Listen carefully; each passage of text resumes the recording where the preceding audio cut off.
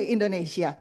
Kita bertemu kembali dalam sesi yang kedua, hari yang kedua dari rangkaian sosialisasi hasil Rakernas ke-10 yang memang di hari yang kedua ini kita akan lebih spesifik lagi, lebih detail lagi membahas mengenai bidang pokja, 4 pokja yang ada di PKK.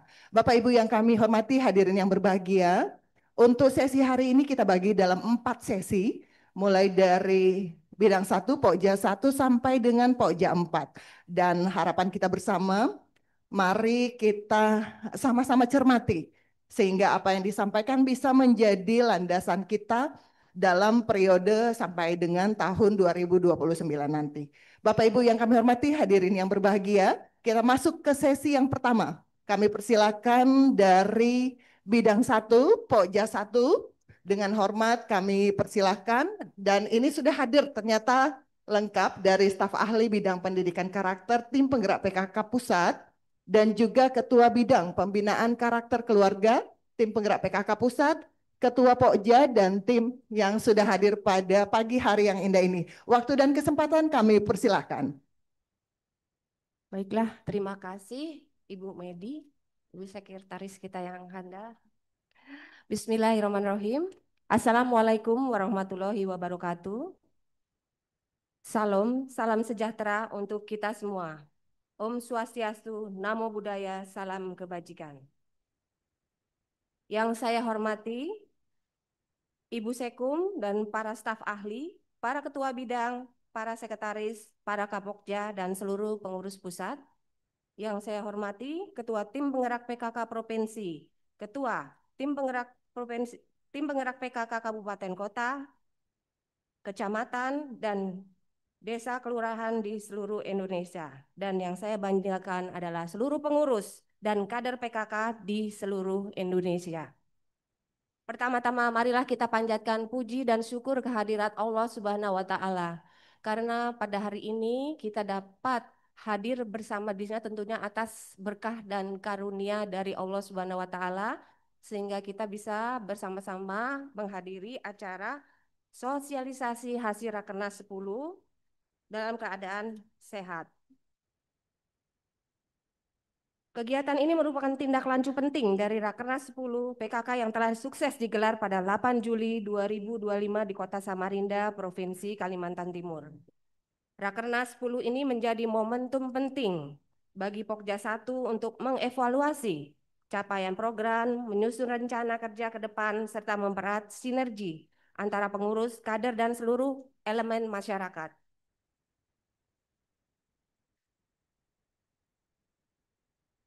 Pokja 1 TPPKK mengampu 2 program pokok PKK, yaitu penghayatan pengamalan Pancasila serta gotong royong. Pokja 1 memiliki peran strategis dalam mewujudkan Astacita Presiden Prabowo, terutama pada Astacita 1, 4, 7, dan 8. Isu strategis yang perlu menjadi perhatian bagi Pokja 1 yaitu Pancasila belum sepenuhnya diimplementasikan ke dalam norma dan praktek kehidupan masyarakat. Maraknya judi online dan pinjaman online ilegal, masih terdapat juga perkawinan usia anak, minimnya pengetahuan, kesadaran masyarakat tentang bahaya narkoba, tingginya kejahatan seksual terhadap perempuan dan anak, maraknya perdagangan manusia ke luar negeri, dan menurunnya kesetiakawanan sosial di masyarakat akibat menguatnya nilai individualisme dan berkurangnya interaksi sosial antar warga. Akhir-akhir ini kita bahkan terusik oleh 2 peristiwa menyedihkan, di mana pada tanggal 2 November kemarin, seorang anak diculik di Makassar dan ditemukan setelah sepekan kemudian di daerah Jambi, yang diduga adalah akibat sindikat dari perdagangan manusia. Dan tanggal 7 November kemarin juga, seorang siswa SMA 72 Jakarta berusia 17 tahun membawa bahan peledak ke dalam masjid sekolah yang mengakibatkan 90 orang lebih orang luka berat dan ringan. Kejadian ini diduga akibat anak tersebut, siswa tersebut mengalami bullying di sekolah. Namun hal ini masih dalam tahap penyelidikan.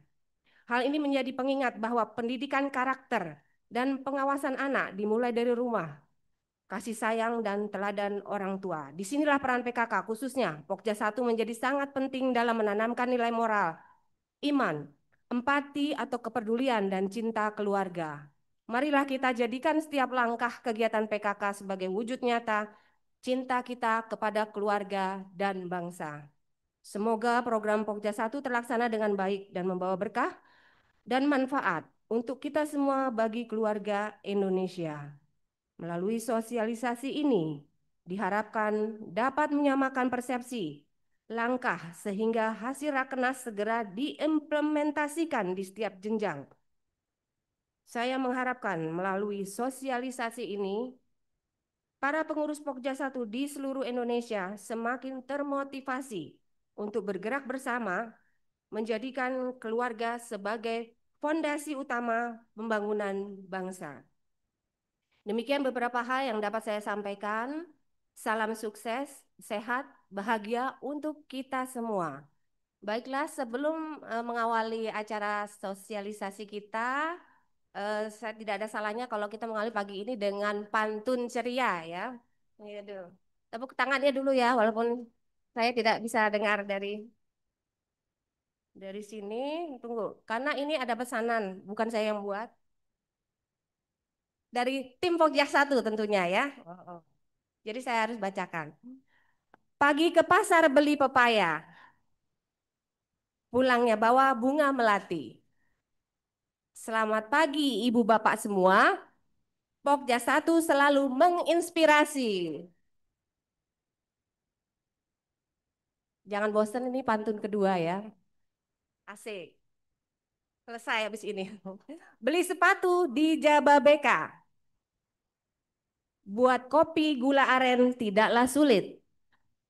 Pokja 1, TPPKK selalu keren dan solid. Baiklah, selanjutnya tak kenal maka tak sayang, maka saya akan memperkenalkan diri saya. Saya adalah Dr. Gigi Indah Ayu Farwatin selaku Ketua Bidang 1 Pembinaan Karakter Keluarga. Dan di sebelah kanan saya perkenalkan adalah Ibu Irjen Pol Purnawiran Sri Handayani, ya DRA Sri Handayani MH, selaku staf ahli yang ditugaskan oleh Ibu Ketua Umum untuk mendampingi Pokja 1. Tepuk tangannya lagi untuk staf ahli Pokja 1. Kemudian yang di ujung yang paling ganteng di Pokja 1. Maksud saya yang ganteng Pokja 1 di kanan saya satu, yang kedua di kiri saya Mas Redo. Kalau saya bilang ganteng dua-duanya aja deh ya biar adil.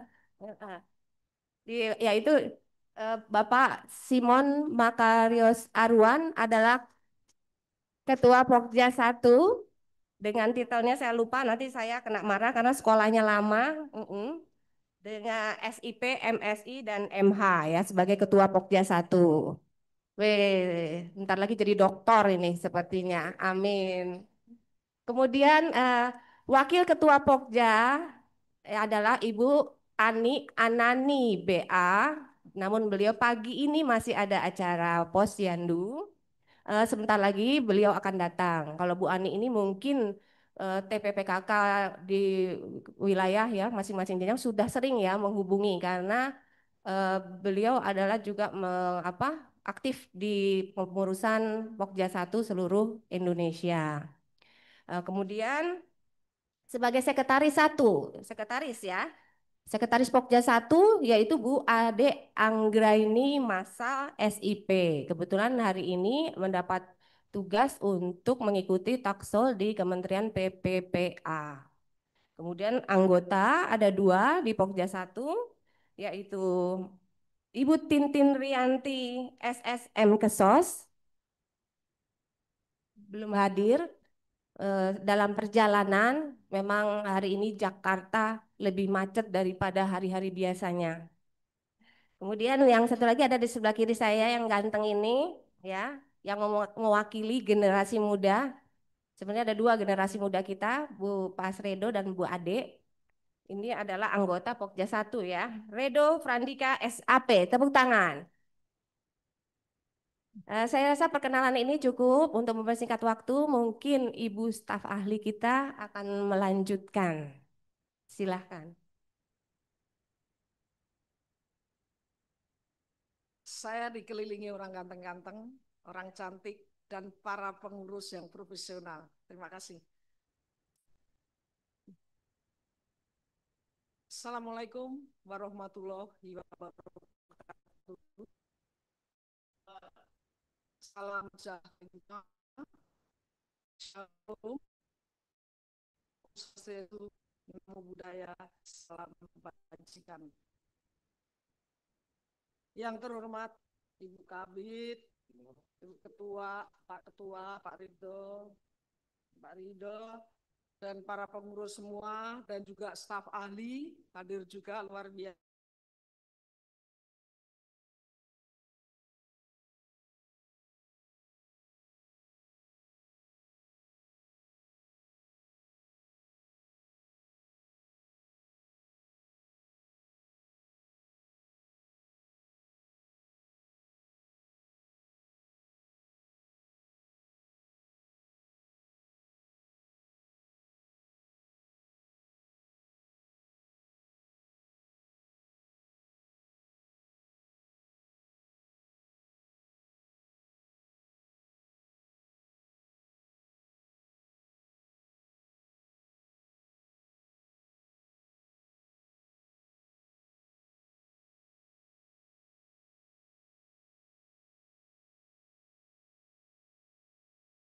Saya hormati bahwa sebagaimana tadi telah disampaikan oleh Ibu Kabid, Ibu Sali bicara biar kenal semua.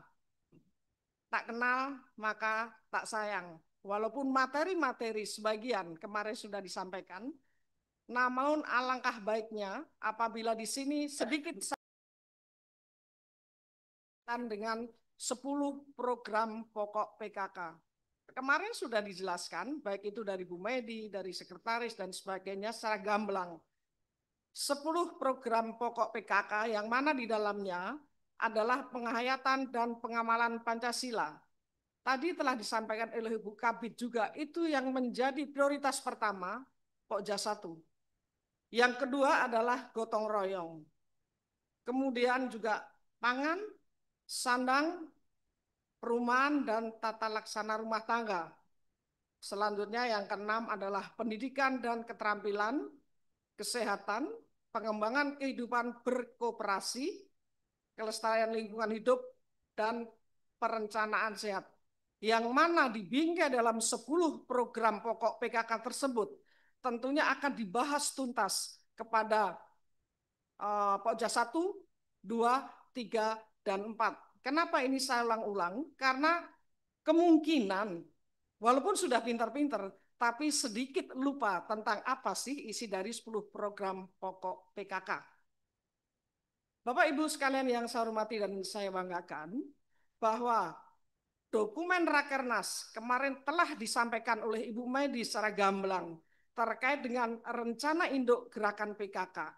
Yang isinya adalah rencana induk gerakan PKK memuat visi dan misi dan arahan kebijakan strategis gerakan PKK. Dokumen ini menjadi dasar perencanaan program di semua jenjang dari tingkat pusat hingga tingkat desa maupun kelurahan. Kemudian yang kedua adalah strategi gerakan PKK. Strategi gerakan PKK di sini menjabarkan langkah-langkah strategis untuk mencapai tujuan dalam rencana induk. Isinya mencakup semua isu-isu strategis, pendekatan program, serta integrasi dengan agenda pembangunan nasional seperti RPJMN 2025 sampai dengan 2029. Bapak Ibu, Juknis Tata Kelola Kelembagaan PKK adalah merupakan buku yang ketiga. Ini adalah panduan teknis untuk pengelolaan kelembagaan PKK, termasuk struktur organisasi, mekanisme kerja, hingga administrasi di berbagai tingkatan. tiga buku tersebut mencakup semua program kerja untuk Pokja 1, 2, 3, dan 4. Sedangkan Pokja 1 masuk dalam buku tersebut. Maka dari itu di sini nanti akan dikupas tuntas oleh Ketua Kelompok 1, yaitu Pak Simon. Bapak Ibu, kelompok kerja 1, ya, Pokja 1 mengelola program penghayatan dan pengamalan Pancasila. Sebagaimana tadi telah disampaikan oleh Ibu Kabit, ya, juga termasuk gotong royong, ini merupakan suatu program unggulan Pokja 1, pola asuh anak dan remaja di digital atau sering disebut Paredi. Bapak Ibu yang saya hormati dan saya banggakan, negara ini adalah dipimpin oleh Presiden Republik Indonesia, yang mana program-program tersebut itu tidak terlepas dari Pokja 1. Dari Astacita tersebut ada 4 yang mesti kita konsentrasi untuk membahas hal itu. Yang pertama atau nomor 1, Astacita nomor 1 adalah memperkokoh ideologi Pancasila, demokrasi, dan hak asasi manusia.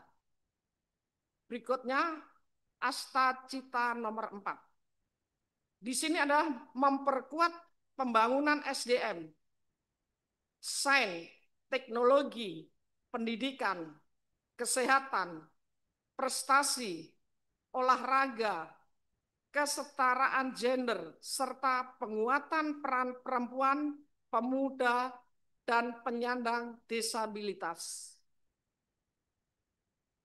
Kemudian nawacita yang astacita yang ketujuh, nomor 7, yaitu memperkuat reformasi politik, hukum, dan birokrasi, serta memperkuat pencegahan dan pemberantasan korupsi dan narkoba. Kelompok 1 ini yang menjadi atensi, sangat-sangat atensi, karena narkoba bisa merusak negara ini dengan narkoba, maka ini menjadi atensi khusus. Kemudian Astacita nomor 8, yaitu memperkuat penyelarasan kehidupan yang harmonis dengan lingkungan, alam, dan budaya, serta peningkatan toleransi antarumat beragama. Ini harus memang kita harus kuatkan agama kita masing-masing, kepercayaan, supaya kita mempunyai jati diri kita. Didasari dengan iman yang kuat, semuanya tidak akan tergoyah.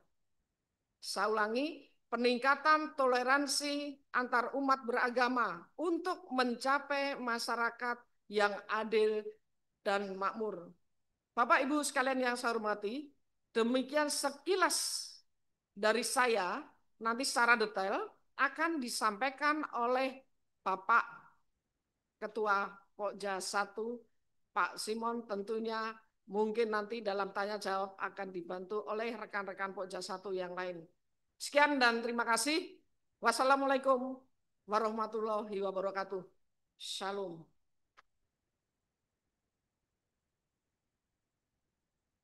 Ya, terima kasih Ibu Kabit dan juga Ibu Sahli untuk pengantar paparan dari Pokja 1. Bapak Ibu yang kami hormati, memasuki pemaparan dari Pokja 1, kita mulai dengan rincian dari program-program juga kegiatan untuk Pokja 1 di tahun 2025 sampai dengan 2029. Boleh lanjut? Next lagi. Slide ke-4, ke-5 kalau salah. Oke. Baik, Bapak Ibu sekalian, kelompok kerja 1 atau Pokja 1 ini mengelola 2 program, yakni penghayatan dan pengamalan Pancasila dan juga gotong royong. Sesuai dengan hasil Rakornas tahun 2024 di BPSDM Kemendagri, dengan seluruh ketua Pokja 1 se-provinsi, ketua Pokja 1 provinsi seluruh Indonesia, kami bermusyawarah dan bermufakat untuk apa yang menjadi program unggulan Pokja 1 masih tetap kita teruskan dari program unggulan yang di periode sebelumnya, yakni pola asuh anak dan remaja di era digital atau yang sering kita sebut dengan Paredi. Lanjut, lanjut lagi. Masuk ke program kerja Pokja 1, kita punya beberapa program kerja yang dibagi eh, kepada kegiatan-kegiatan, yakni yang pertama satu kisah PKK khususnya Pokja 1 sini kita membuat singkatan-singkatan yang mudah diingat. Kisah ini adalah keluarga Indonesia sejahtera harmonis dengan program kegiatannya yakni CEPAK, yaitu cegah perkawinan anak yang sesuai dengan undang-undang di bawah 19 tahun. Kita minta, kita dukung eh, dan kita support teman-teman dari TPPKK eh, desa, kelurahan juga dasawisma dalam mensosialisasikan untuk cegah perkawinan anak ini, sehingga ini bisa menjadikan kualitas dari sebuah pernikahan itu menjadi lebih baik. Kemudian ada Catin, yaitu eh, persiapan kepada calon pengantin dalam melakukan cek kesehatan sebelum menikah. Ada lansia, yaitu lansia siap, kita memberdayakan eh, keluarga kita, masyarakat kita yang sudah memasuki usia lansia masih kita lakukan pemberdayaan dan juga kita membuat perlindungan sosial dan jaminan sosial bagi lansia. Kemudian adanya program baru yakni Jupiter, yaitu judol dan pinjol teratasi. Ini merupakan program yang menjadi inisiasi dari Ibu Ketua Umum kita, melihat maraknya judi online dan juga pinjaman online ilegal yang memang sudah banyak kasus yang kita dengar dan kita lihat sampai merenggut nyawa dari masyarakat kita. Mitra kerja dalam untuk melakukan eh, kegiatan kisah ini ada Kemenko PMK, Polri, Kementerian Pemberdayaan Perempuan dan Perlindungan Anak, Kementerian Agama, Sosial, dan Kementerian Pendidikan Dasar dan Menengah. Lanjut.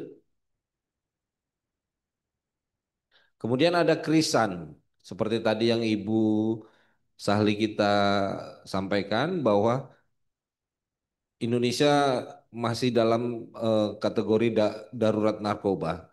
Maka TPPKK khususnya Pokja 1 juga membuat program yakni Keluarga Indonesia Sehat Tanpa Narkoba atau disebut Krisan. Dengan kegiatan kita melakukan sosialisasi pencegahan penyalahgunaan narkoba dan juga peningkatan kapasitas kadar PKK dengan melakukan pembelajaran menjadi fasilitator dalam mendukung kegiatan untuk pencegahan narkoba bersama BNN dan juga Polri. Dan perlu kita sampaikan kepada Bapak Ibu dari TPPKK provinsi, kabupaten kota, juga kecamatan, dan TPPKK desa kelurahan sampai dengan kader dasawisma kita bahwa Ibu Ketua Umum sudah melakukan MOU dengan BNN dalam rangka pencegahan penyalahgunaan narkoba dan juga rehabilitasi. Jadi ke depannya TPPKK akan terus mengawal bagaimana eh, kita melakukan perang terhadap narkoba sampai dengan juga ada tahap rehabilitasi. Tapi rehabilitasi di sini bukan rehabilitasi medis, melainkan rehabilitasi sosial. Nanti mungkin sesudah PKS atau perjanjian kerjasama ditandatangani Ibu Sekum sebagai tindak lanjut MOU tersebut, kami akan melakukan sosialisasi lebih lanjut. Lanjut untuk program berikutnya ada kilas. Program selanjutnya ada kilas untuk Pokja 1, yaitu Keluarga Indonesia Lindungi Anak dari Kekerasan Seksual. Dengan kegiatan kita lakukan sosialisasi pencegahan kekerasan seksual pada anak dan juga pendampingan pada anak akibat sebagai korban kekerasan berbasis masyarakat. Isu strategis yang diangkat terkait kilas ini juga kita sudah ketahui adanya eksploitasi dan kekerasan seksual secara online, contohnya grooming online ataupun jebakan dari oknum terhadap masyarakat ataupun anak-anak, khususnya remaja yang dilakukan secara online, kemudian dijebak melakukan live streaming seksual. Yang ini menjadi perhatian kita untuk generasi ke depan, agar kita bisa lebih jaga terhadap kekerasan seksual yang semakin marak, khususnya secara online. Kemudian hal-hal lain terhadap kejahatan seksual yang ada di sekolah, di masyarakat, dan terlalu tingginya predator-predator seksual yang memang masih perlu kita atasi dengan lakukan kilas Keluarga Indonesia Lindungi Anak dari kekerasan seksual. Dengan mitra kerja kita adalah Kementerian Pemberdayaan Perempuan dan Perlindungan Anak, Kementerian HAM, Polri, dan KPAI. Di sini juga kami sedang melakukan tindak lanjut dari MOU yang dilakukan dengan Kemen PPA. Lanjut, untuk program selanjutnya adalah KIAT, yakni Keluarga Indonesia Anti Trafficking, dengan kegiatan bagaimana kita mensosialisasikan pencegahan perdagangan manusia dan juga pendampingan pada korban TPPO berbasis masyarakat dengan melihat maraknya perdagangan manusia ke luar negeri, eh, seperti yang sudah kita dengar, Kamboja, Myanmar, dan juga negara-negara lain yang memang eh, menjebak masyarakat kita dengan mengiming-iming ini pekerjaan, tetapi akhirnya itu menjadi satu pola perdagangan manusia yang ilegal. Kemudian adanya prevalensi yang tinggi akan kekerasan perempuan pada usia 15 dan 64 tahun. Mitra kerja kita Kemenko PMK, Kemenko Polkam, Kementerian PPA, Kementerian HAM, Kementerian Imigrasi dan Permasyarakatan, Kemendagri, BNPB, dan Polri. Lanjut.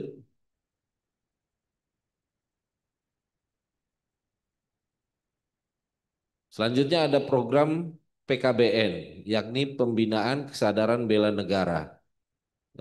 TPPKK, khusus jadi Pokja 1, kita mempunyai kegiatan PKK SIP, yakni PKK mensosialisasikan ideologi Pancasila. Kemudian ada PKK Hadir, menciptakan tenggang rasa dan kepedulian terhadap sesama.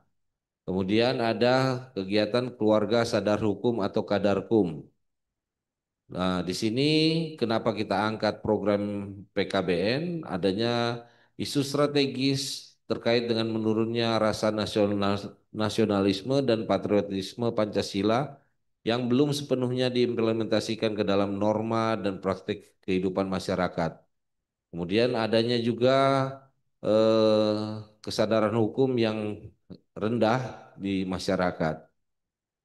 Di sini perlu kami sampaikan, ke Pokja 1 sudah menginisiasi audiensi dan juga diskusi terhadap pembinaan kesadaran bela negara ini dengan BPIP yang akan dilanjutkan nanti dengan MOU, nanti eh, kita akan tuangkan dalam PKS dan juga akan implementasikan dalam kegiatan-kegiatan di TPPKK di daerah.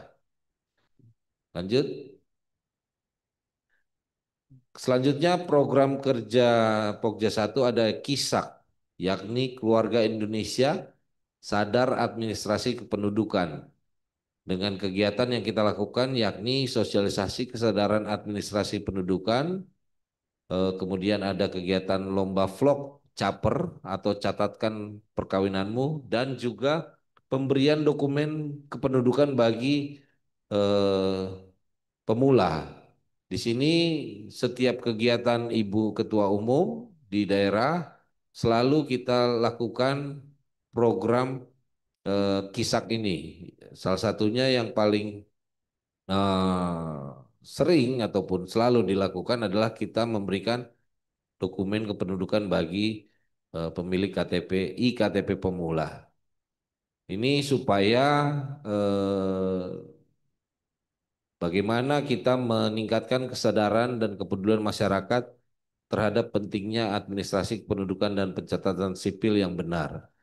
Kemudian eh, masih banyaknya masyarakat yang belum melaporkan perubahan data kependudukan sehingga nantinya akan dilakukan pemutakhiran, dan juga hal tersebut bisa menjadikan bagian dari pengambilan kebijakan dan kebijaksanaan dari pemerintah pusat dalam proses perencanaan pembangunan. Next, mungkin kita eh, bisa dengarkan pemaparan yang akan disampaikan. Selanjutnya kita berbagi peran di sini. Untuk Pokja 1 masih ada Pak Redo, supaya kita bisa dengar juga suara Pak Redo. Dipersilakan Pak Redo bisa melanjutkan pemaparan dari program kerja Pokja 1.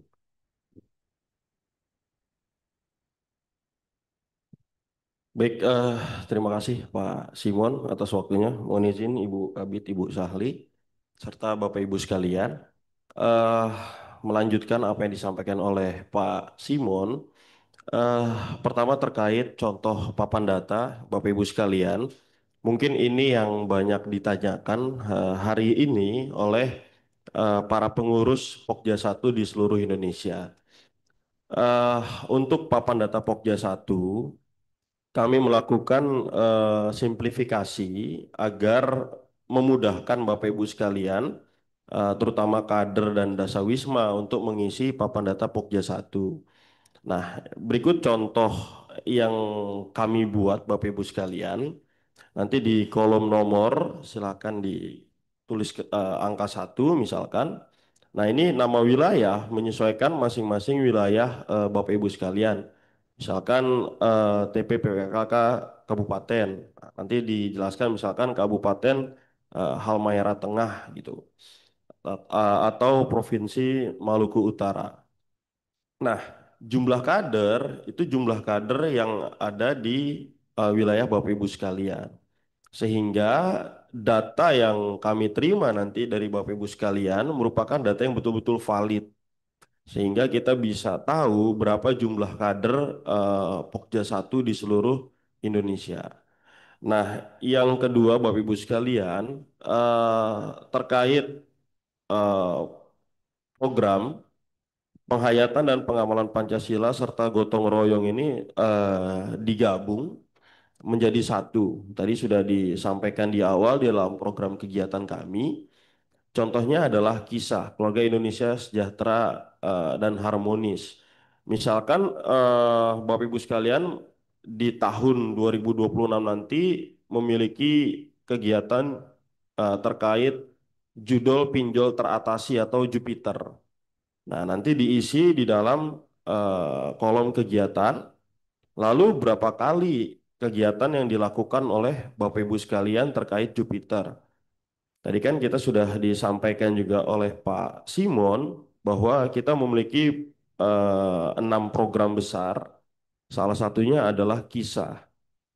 Nah, metodenya Bapak Ibu sekalian diisi dengan contohnya misalkan melalui seminar.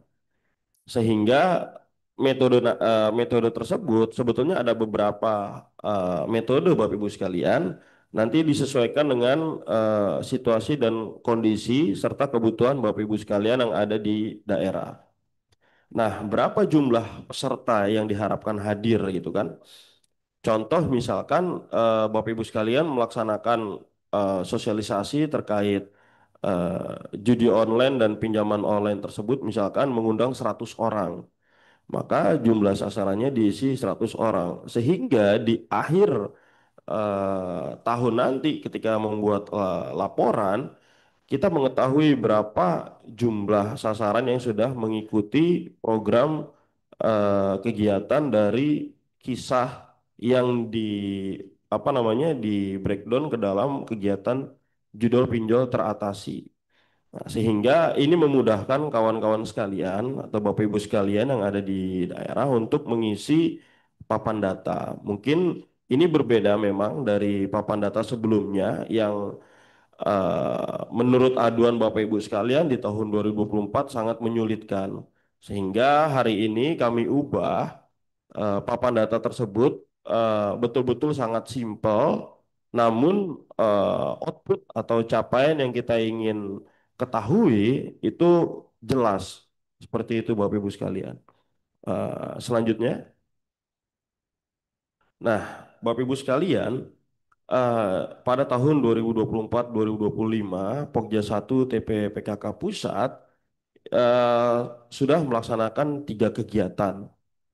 Yang pertama adalah kegiatan di Kabupaten Raja Ampat di Provinsi Papua Barat Daya dengan jumlah peserta 100 siswa-siswi. Yang kedua adalah di Kota Palembang, Provinsi Sumatera Selatan yang berjumlah 500 siswa-siswi, serta yang ketiga di Kabupaten Nabire, Provinsi Papua Tengah dengan jumlah peserta 500 siswa-siswi. Selanjutnya, Mbak Rahma. Nah, ini Bapak Ibu sekalian dokumentasi kegiatan kami di tahun 2024 dan 2025. Selanjutnya. Nah, Bapak Ibu sekalian, kami sudah melakukan nota kesepahaman antara TPPKK dengan mitra kerja. Pada tahun 2024 sampai dengan tahun 2025 ada 3 MOU yang sedang kami jajaki. Yang pertama terkait penguatan peran keluarga dalam upaya pencegahan dan rehabilitasi penyalahgunaan narkotika. Kami sudah melakukan MOU dengan Badan Narkotika Nasional dan hari ini sudah selesai. Tindak lanjut yang sedang kami lakukan adalah bagaimana proses eh, penyusunan janjian kerjasama sehingga menjadi jelas apa yang dilakukan oleh BNN dan apa yang dilakukan oleh PKK dalam kerjasama tersebut. Nah, Bapak Ibu sekalian, inilah dasar Bapak Ibu sekalian nanti melakukan kerja-kerja dari program kegiatan terkait eh, sosialisasi pencegahan narkotika. Karena mungkin di masing-masing provinsi juga ada BNN provinsi, sehingga dasar kita hanya satu, yaitu MOU antara TPPKK dengan Badan Narkotika Nasional. Lalu yang kedua, Bapak Ibu sekalian, nota kesepahaman yang sedang kita jajaki yakni terkait peningkatan kesadaran hukum. Seperti yang sudah disampaikan oleh Pak Simon, salah satu program kita adalah Kadarkum atau Keluarga Sadar Hukum. Nah, sesuai arahan Ibu Ketua Umum, kita melakukan penandatanganan nota kesepahaman dengan desain. Saat ini memang sedang proses Bapak Ibu sekalian untuk MOU dengan Pradisai. Lalu yang ketiga yang sedang kita jajaki yakni tentang peningkatan pemahaman ideologi Pancasila di tingkat keluarga.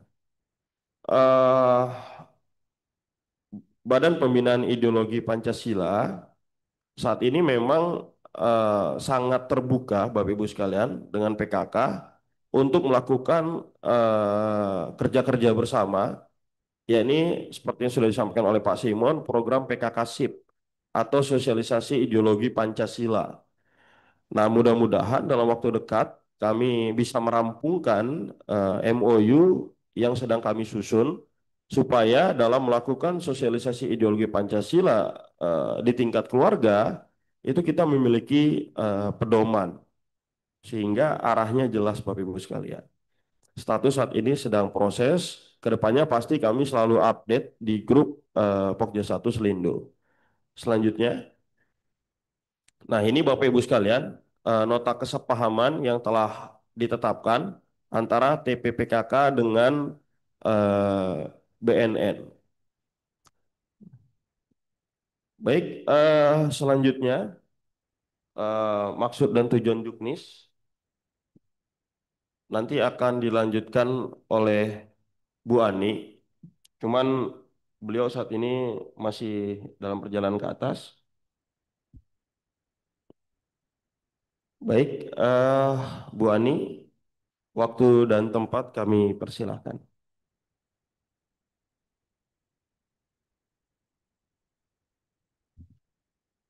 Baik, terima kasih atas kesempatan yang diberikan kepada saya Mas Ledo. Saya langsung lompat nih dari lantai 1 langsung lantai 4. Assalamualaikum warahmatullahi wabarakatuh. Salam sejahtera untuk kita semua. Shalom, Om Swastiastu, Namo Buddhaya, salam kebajikan. Yang terhormat Ibu Ketua Umum, Ibu para staf ahli, para ketua bidang. Izin saya meneruskan untuk Pokja 1. Maksud dan tujuan Juknis. Ya, kita semua tentunya sangat membutuhkan Juknis ya. Terus Juknis itu sebenarnya untuk apa? Nah, ini maksud dan tujuannya nih. Maksud dari kita menyusun Juknis tentunya kita ingin mendapatkan suatu panduan yang jelas, terperinci, dan terstandar dalam pelaksanaan kegiatan atau program Pokja 1 agar berjalan secara efektif, efisien, dan sesuai dengan tujuan yang telah ditetapkan. Kemudian tujuannya apa? Nah, tentunya tujuan dari Juknis ini supaya kita semuanya mempunyai panduan yang sama, yang terstandar, kemudian tepat, dan dapat dilakukan tidak membuang waktu, sumber daya, dan pelaksanaan kegiatan sesuai dengan peraturan dan kebijakan tanpa mengurangi risiko, kesalahan, serta memberikan dasar untuk pengawasan, evaluasi, dan pelaporan hasil kegiatan.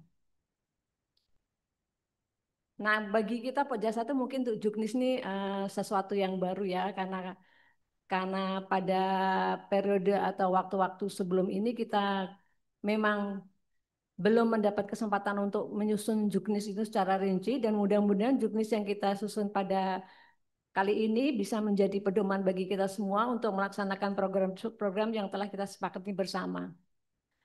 Kemudian ruang lingkup untuk Juknis yaitu yang bab 1 pendahuluan, bab 2 mekanisme pelaksanaan program dan kegiatan, bab 3 yang mengenai pembinaan dan pengawasan, bab 4 pemantauan, evaluasi, dan pelaporan, dan bab 5 penganggaran, serta bab 6 penutup. Kita langsung membahas per bidang, per program. Yang pertama ini adalah judul. Ini program Pokja 1 yang paling baru, paling update, dan merupakan amanah langsung dari Ibu Ketua Umum. Mengapa? Karena kita semua tentu melihat ya bagaimana lingkungan sekitar kita ini banyak sekali yang karena ketidaksadarannya menjadi korban judi online dan pinjaman online. Dan ini menjadi keprihatinan kita semua dan khususnya Ibu Ketua Umum sehingga menugaskan kepada Pokja 1 untuk menyusun program yang khusus membahas dan untuk penanganan judol dan pinjol ini yang kita singkat menjadi Jupiter, judol pinjol teratasi. Tujuannya tentunya diharapkan dengan mengikuti kegiatan ini dapat meningkatkan kesadaran masyarakat tentang risiko dan dampak negatif judi online menjaga kesejahteraan individu dan keluarga dari efek buruk judi online seperti utang, konflik keluarga, dan penurunan produktivitas. Sebenarnya judi ini bukan hanya online yang menjadi keprihatinan kita. Banyak juga judi-judi yang offline yang ada di masyarakat. Namun untuk yang offline ini tentunya akan lebih mudah kita pantau, lebih mudah kita atasi, sehingga untuk masa yang sekarang ini yang sangat menjadi keperhatian kita adalah yang online, karena seringkali yang bersangkutan yang menjadi korban itu tidak mengetahui, tidak menyadari bahwa dia telah menjadi korban di dalam permainan judol dan pinjol ini. Kemudian siapa sih narasumber yang bisa kita undang untuk melakukan kegiatan ini? Yang pertama adalah pihak dari Polri, karena beliau dari Polri ini adalah instansi yang mempunyai kewenangan dan mempunyai daya jangkau yang cukup luas dan mempunyai kekuatan hukum yang sangat kuat. Kemudian yang kedua, Kementerian Komunikasi dan Digital. Tentunya ini yang sangat berkaitan dengan online ya. Yang ketiga adalah OJK, Otoritas Jasa Keuangan. Dan yang keempat, narasumber lain yang terkait. Jadi Ibu dan Bapak sekalian di daerah bisa menyesuaikan untuk narasumber yang ini. Apabila misalnya nih di sana tidak ada perwakilan atau tidak ada kantor Kementerian Komunikasi dan Digital atau OJK, tapi ada lembaga lain yang bisa mengatasi masalah-masalah jodoh ini, Bapak dan Ibu bisa undang mereka untuk menjadi narasumber. Kemudian siapa sasaran dan targetnya? Yang pertama adalah kader PKK, kedua pelajar, ketiga mahasiswa, dan keempat masyarakat. Di mana atau tempat dan lokasinya? Kegiatan ini bisa dilaksanakan di kantor pemerintahan, maksudnya dengan kita meminjam ruangan, kemudian atau bisa juga di sekolah apabila audiens kita adalah mahasiswa atau pelajar. Kemudian yang ketiga adalah ruang publik. Siapa pelaksananya? Tentunya ini adalah sesuai dengan tingkatan kita ada di mana, di tingkat organisasi kita berada di mana. Bisa di TKPP PKK pusat, kemudian bisa di provinsi, bisa di kabupaten kota, kecamatan, sampai ke desa dan kelurahan. Kemudian materinya apa yang bisa kita angkat untuk kegiatan ini? Yang pertama, tentang bahaya judi online. Kadang-kadang judi online ini terutama bagi anak-anak muda ya, rasanya seperti sesuatu yang menjanjikan, yang membuat mereka, mempermudah mereka untuk mendapatkan sesuatu yang diinginkan. Tetapi pada akhirnya sebenarnya judi online ini justru menjerat mereka, menjadi bahaya yang sangat merugikan kehidupan mereka baik di masa sekarang, bahkan mungkin akan di masa yang akan datang. Kemudian materi yang kedua yaitu tentang bahaya pinjaman online ilegal tentunya. Yang kami ditekankan di sini adalah ilegal, karena pinjaman online itu ada juga yang legal ya Bu, Ibu dan Bapak. Nah, kalau yang legal ini tentunya akan lebih mudah ditelusuri. Nah, yang ilegal inilah yang perlu kita bersama-sama waspadai dan kita sosialisasikan kepada seluruh masyarakat. Untuk tahapan selanjutnya, setelah kita melakukan kegiatan, tentunya kita akan mengadakan pelaporan. Nah, bagaimana sistematika laporan itu? Kita buat yang secara standar seperti ini. Yang pertama judul laporan, kemudian pendahuluan, informasi kegiatan, penutup, dan lampiran. Silahkan ini dikembangkan sesuai dengan situasi kondisi dan kebutuhan Ibu dan Bapak di tempat masing-masing. Kemudian metode kegiatannya apa yang bisa dilakukan untuk melakukan kegiatan judol pinjol teratasi ini, Jupiter? Yaitu bisa dengan sosialisasi, kemudian ceramah, lomba, dan yang keempat nih ada warna merahnya ini, beberan. Ini bagi Pokja 1 ini beberan ini sesuatu yang sangat ikonik gitu ya. Karena sepertinya di Pokja lain saya belum lihat, dan ini menjadi sesuatu yang sangat menyemangati kader-kader di daerah. Namun memang ini agak kesulitannya adalah di beberannya itu, pengadaannya itu. Yang pertama kita mesti menyusun satu set untuk beberan itu, baik ada beberannya, kemudian ada alat-alat mainnya, bagaimana aturan mainnya. Nah ini tentunya membutuhkan tim khusus untuk bisa menyusunnya apabila kita akan membuat beberan yang khusus tentang Jupiter ini. Nah mudah-mudahan nanti ke depan kita bisa bisa sama-sama kita pikirkan apakah kita mungkin membuat beberan tentang Jupiter ini. Kemudian yang kedua, cepat. Ini program yang sangat awal kita lakukan untuk di periode online ini, cegah perkawinan anak. Dan ini adalah program yang sangat-sangat penting. Sangat-sangat penting bukan hanya untuk Pokja 1. Dan saya rasa ini akan keterkaitannya dengan Pokja-Pokja lain juga ada. Karena untuk cepat ini kita eh, kita akan merangkul sasaran utama kita adalah yang terutama sebagai pelakunya aktornya tentunya anak-anak yang di bawah umur ya anak. Tetapi anak di bawah umur ini kan tentunya dia tidak berdiri sendiri. Nah, siapa yang ada di belakangnya?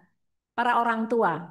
Jadi sosialisasi untuk cepat ini tidak hanya menyasar anak-anak, tetapi juga para orang tua dan juga lingkungan yang kita harapkan akan bisa membantu mereka untuk tidak tidak terjerumus di dalam cepat ini. Tujuan kegiatannya adalah diharapkan dapat meningkatkan kesadaran masyarakat akan pentingnya memastikan anak dapat tumbuh dan berkembang dengan optimal, mencegah risiko kesehatan akibat perkawinan dini, serta memutus siklus kemiskinan. Kemudian unsur narasumber mana saja yang bisa kita undang. Yang pertama yang sangat terkait dengan cepat ini adalah Kementerian Pemberdayaan Perempuan dan Perlindungan Anak.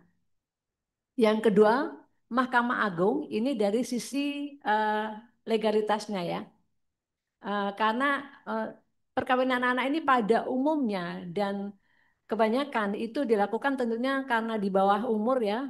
Di bawah umur artinya masih belum bisa memenuhi standar atau syarat yang ditetapkan dalam Undang-Undang Perkawinan.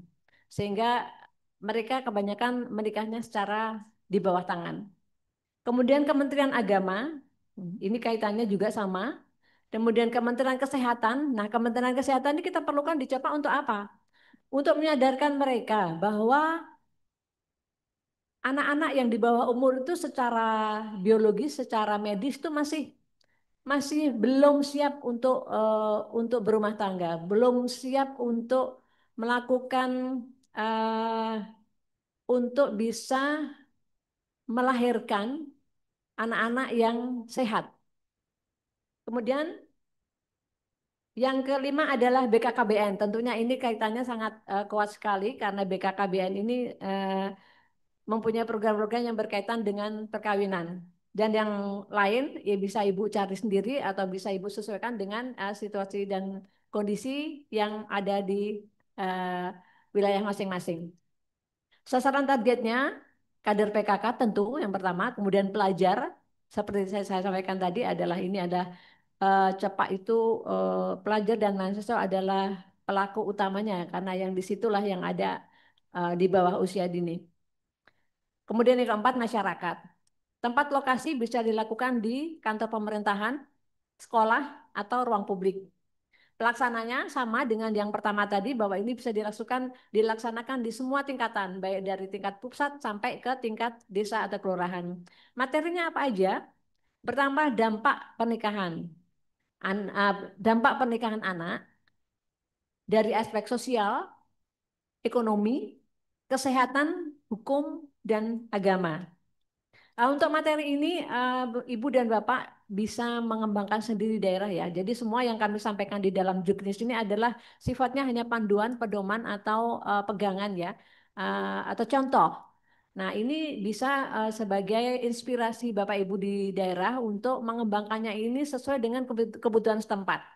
Misalnya kalau di daerah tersebut sebenarnya lebih membutuhkan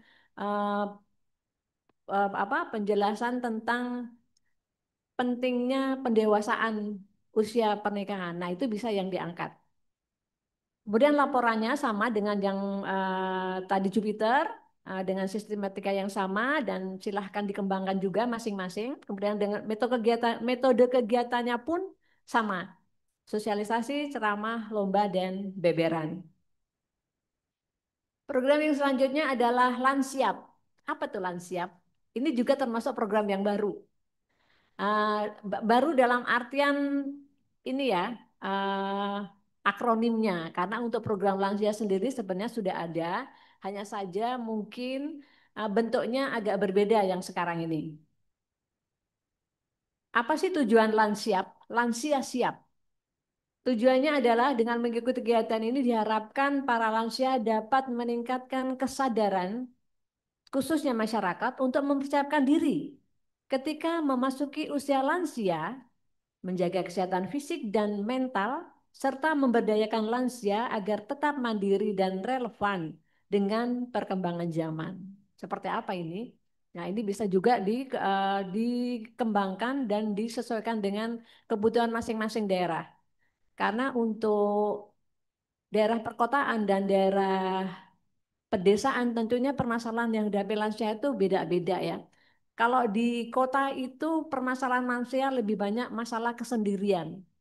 Karena di kota itu hampir semua dalam satu keluarga itu mempunyai kegiatan masing-masing sehingga ketika lansia itu sudah tidak memungkinkan untuk melakukan kegiatan, dia akan sendirian di rumah dan mengalami kesepian. Dan kalau untuk di daerah tentunya hal ini tidak separah seperti itu karena kita tahu bagaimana kalau di daerah itu peran dari extended family itu begitu besar, begitu kuat ya, bahwa di dalam satu keluarga itu masih ada keluarga-keluarga lain di luar keluarga inti, masih ada bule, om, tante, teteh, dan lain-lain yang bisa membantu atau menemani lansia di rumah. Kemudian apa unsur narasumber siapa aja, mana aja yang bisa kita libatkan di dalam kegiatan Lansiap ini. Yang pertama Bappenas, dua Kemenko PMK, ketiga BKKBN, keempat Kementerian Sosial, kelima Kementerian Kesehatan, keenam Kementerian PPPA atau Kementerian Pendidikan dan Perlindungan Anak, dan ketujuh narasumber lain yang terkait. Ini sekali lagi kami sampaikan bahwa untuk unsur narasumber ini mohon disesuaikan dengan lembaga yang ada di daerah masing-masing. Kemudian sasaran targetnya, yang pertama kader PKK, yang kedua masyarakat. Tempat atau lokasi kegiatan bisa dilakukan di kantor pemerintahan atau di ruang publik. Dan kemudian pelaksananya sama, bisa dilaksanakan di tingkat pusat hingga tingkat TP, PKK desa atau kelurahan. Materi yang bisa kita angkat yaitu tentang persiapan memasuki usia lansia dan lansia supaya tetap bisa produktif di usianya. Kemudian bagaimana laporannya sama, sistematika pelaporan sama dengan menggunakan sistematika yang tadi sudah disampaikan, dengan metode pun kita juga bisa melakukan hal yang sama. Kemudian program berikutnya adalah Krisan. Krisan ini sudah beberapa kali kita lakukan ya untuk periode yang sebelum ini, bahwa keluarga Indonesia sehat tanpa narkoba ini menjadi perhatian dan menjadi keprihatinan kita semua.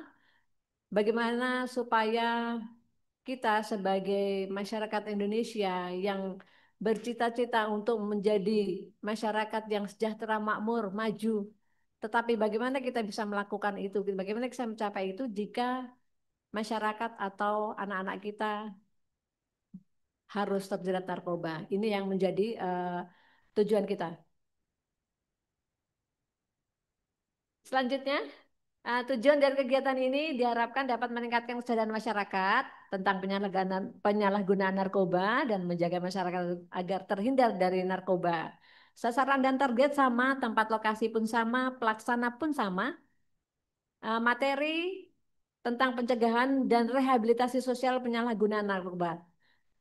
Khusus untuk yang Krisan ini kita ada program yang bekerja sama dengan BNN seperti tadi sudah disampaikan oleh Mas Rido bahwa kita ada MOU dan ada satu program yang cukup cukup bersinergi selama ini kita sudah lakukan dan sangat penting saya rasa karena ini menggunakan pendekatan yang berbeda. Kalau biasanya kita langsung menuju kepada pengguna atau korbannya, tetapi di dalam kegiatan fasilitasi ketahanan keluarga anti narkoba ini yang kita kuatkan itu adalah keluarganya. Bagaimana keluarga yang kuat, keluarga yang sehat, keluarga yang mendukung ini bisa membantu anak-anak untuk bisa bertahan dari gencaran tawaran narkoba. Kemudian unsurnya tentu saja BNN, Polri, dan narasumber yang lain. Laporan sama dan metode kegiatannya bisa kita lakukan dengan hal yang sama. Saya rasa dari saya itu dulu, kita akan lanjutkan untuk program berikutnya. Pak Simon, barangkali. Baik, terima kasih Bu Ani. Selanjutnya dari program kegiatan di Pokja 1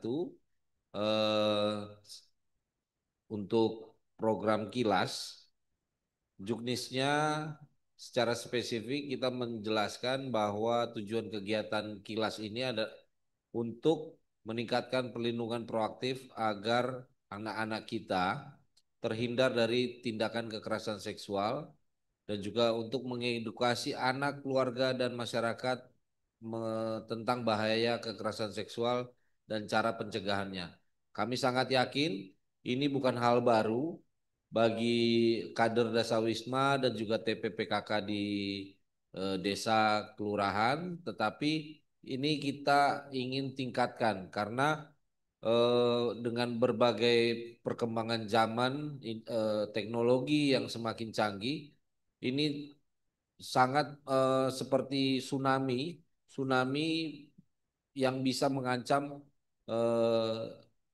masa depan dari anak dan juga harapan bangsa ini.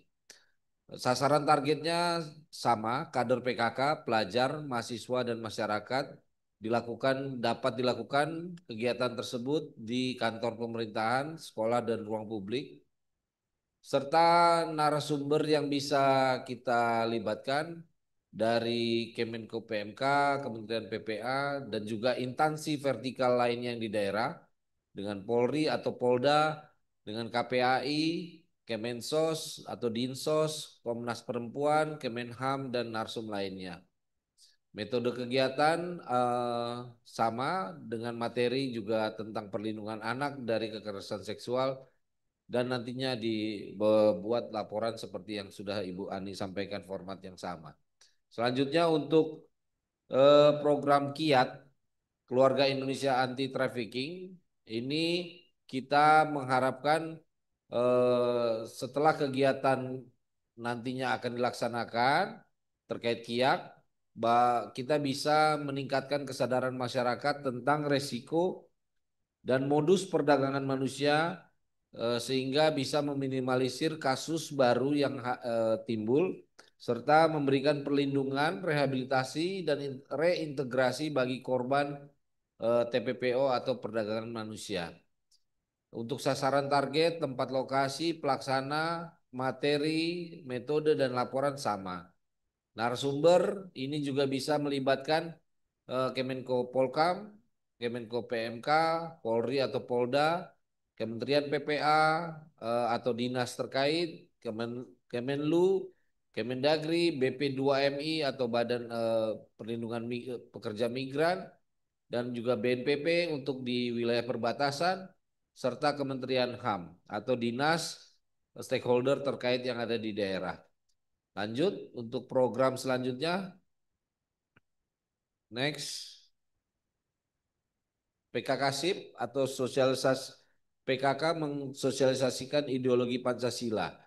Ini seperti tadi kami sudah sampaikan bahwa sudah banyak beredar di ruang publik, media publik, banyak mahasiswa, banyak pelajar, banyak generasi penerus kita yang bahkan tidak bisa menghafal Pancasila secara lengkap. Bagaimana untuk tindak lanjutnya dari Pancasila tersebut jika Pancasila tidak bisa diketahui dengan lengkap? Maka Di sini Pokja 1 menginisiasikan program yakni PKKSIP atau Sosialisasi Ideologi Pancasila demi memperkuat kembali kesadaran masyarakat akan nilai-nilai Pancasila sebagai dasar ideologi negara dan juga pedoman kehidupan berbangsa. Menanamkan rasa cinta tanah air, persatuan dan kesadaran akan identitas bangsa Indonesia yang sangat kuat. Kemudian sasaran target, tempat lokasi, pelaksana, materi, laporan dan metode kegiatan masih sama. Narasumbernya bisa melibatkan Badan Ideologi Pancasila atau BPIP, Kemenko Digital, institusi pendidikan terkait atau lembaga universitas, narasumber lain yang terkait. Selanjutnya, Pak, untuk program Kadarkum bisa berbagi tugas dengan Pak Redo, bisa disampaikan. Baik, terima kasih Pak Simon sudah menjelaskan. Lalu berikutnya ya ini Bapak Ibu sekalian terkait keluarga sadar hukum. Seperti yang sudah disampaikan kami di awal, Bapak Ibu sekalian, saat ini kita sedang menjajaki kerjasama dengan Pradisai. Nah, tujuan kegiatan dari keluarga sadar hukum setelah mengikuti kegiatan ini diharapkan dapat membentuk keluarga yang memahami, menghormati, dan mematuhi hukum serta peraturan perundang-undangan yang berlaku. Eh, untuk sasarannya, Bapak Ibu sekalian, yang pertama adalah kader PKK, yang kedua pelajar, yang ketiga mahasiswa, dan yang keempat adalah masyarakat umum. Untuk tempat atau lokasi, sama seperti kegiatan lainnya, yakni di kantor pemerintahan, di sekolah, dan di ruang-ruang publik yang memang memungkinkan untuk melaksanakan kegiatan tersebut. Untuk pelaksana, semua tingkatan, Bapak Ibu sekalian, dapat melaksanakan program keluarga sadar hukum. Untuk unsur narasumber, yang pertama adalah Kementerian Hukum. Memang Kementerian Hukum ini, Bapak Ibu sekalian, sesuai dengan tugas dan fungsinya, memang memfasilitasi penyusunan peraturan perundang-undangan. Lalu yang kedua adalah Kejaksaan. Nah, kejaksaan ini bagian dari aparat penegak hukum, Bapak Ibu sekalian, sehingga kerja-kerja yang dilakukan oleh PKK itu salah satunya adalah untuk menegakkan hukum itu sendiri. Dengan kita sadar hukum, maka secara bersama-sama kita semua ikut menegakkan hukum itu sendiri. Lalu yang ketiga adalah Polri dan Polda, kalau di daerah Bapak Ibu sekalian, itu kita libatkan juga karena Polri merupakan bagian dari aparat penegak hukum. Lalu yang keempat, KPK, memang ini salah satu juga Bapak Ibu sekalian, mitra kerja yang strategis untuk kesadaran hukum serta narasumber lain yang terkait, seperti Pradisai yang sedang kami lakukan kerjasama. Materinya tentu tentang pentingnya hukum, Bapak Ibu sekalian, sesuai dengan program kita, bagaimana kader, pelajar, mahasiswa, atau masyarakat itu sadar akan pentingnya hukum. Bagaimanapun sesuai dengan eh, pasal 1 ayat 3 Undang-Undang Dasar 1945, bahwasanya negara Indonesia adalah negara hukum. Nah, itu sudah dijelaskan, dipertegas di dalam Undang-Undang Dasar 1945. Untuk laporan dan metode kegiatan sama halnya dengan apa yang disampaikan oleh Bu Ani dan Pak Simon. Selanjutnya,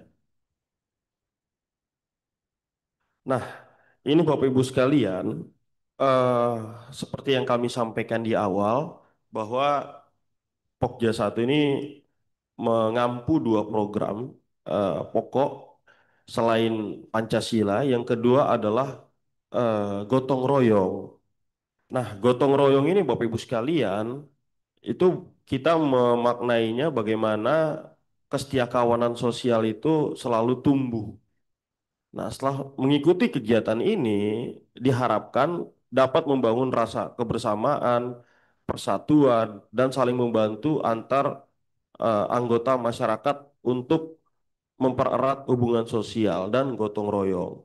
Seperti yang dilakukan Bapak Menteri Dalam Negeri saat ini, Kantipmas, gitu kan, keamanan dan ketertiban masyarakat melalui Linmas, itu kan mulai diaktifkan kembali agar tidak terjadi hal-hal yang tidak diinginkan di masyarakat.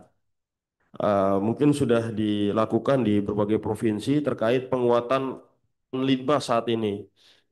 eh Unsur narasumber yang dapat diundang adalah Kemenko PMK, Kementerian Agama, TNI, Polri, dan narasumber lain.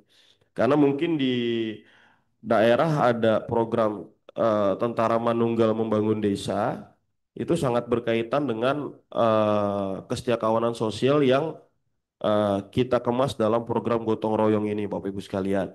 Nah, PKK hadir pun itu diharapkan juga bagaimana meningkatkan kerukunan umat beragama. Lalu pentingnya gotong royong, serta ketika di suatu daerah ada bencana alam, bencana sosial, maka PKK turut serta hadir untuk membantu masyarakat yang memang betul-betul membutuhkan. Sehingga disinilah tagline PKK hadir, Bapak Ibu sekalian, itu bukan hanya untuk apa namanya gotong royong, tapi juga bagaimana mempererat hubungan sosial itu sendiri. Laporan dan metode kegiatan sama seperti sebelumnya. Nah, untuk tempat dan lokasi juga Bapak Ibu sekalian bisa dilakukan di kantor pemerintahan, di sekolah, atau di ruang-ruang publik yang ada di wilayah Bapak Ibu sekalian. Selanjutnya.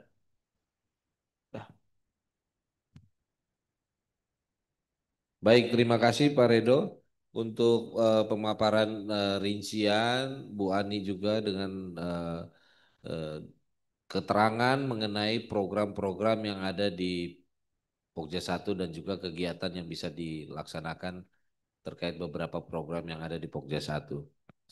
Sebelum kita membuka ruang diskusi, izin kami bacakan pantun. Beli sayur di pasar Pesanggerahan. Selesai dimasak langsung dimakan. Puji syukur pada Tuhan, sosialisasi Pokja 1 telah terlaksanakan. Ya, baik Bapak Ibu yang kami hormati, di sini kita masih memiliki waktu sampai dengan 10.15 sesuai kode dari moderator dan panitia. Kami buka ruang diskusi bagi Bapak Ibu TPPKK Provinsi, Kabupaten, Kecamatan, Desa dan Kelurahan yang hadir secara Zoom dan juga secara YouTube. Yang sudah raise hand di sini ada beberapa. Kita mulai dari mana saja? Siak Riau. Oke, boleh dibuka dari Siak Riau. Selamat pagi Ibu. Mungkin kameranya, mic-nya dibuka, belum terdengar Bu. Sudah Pak.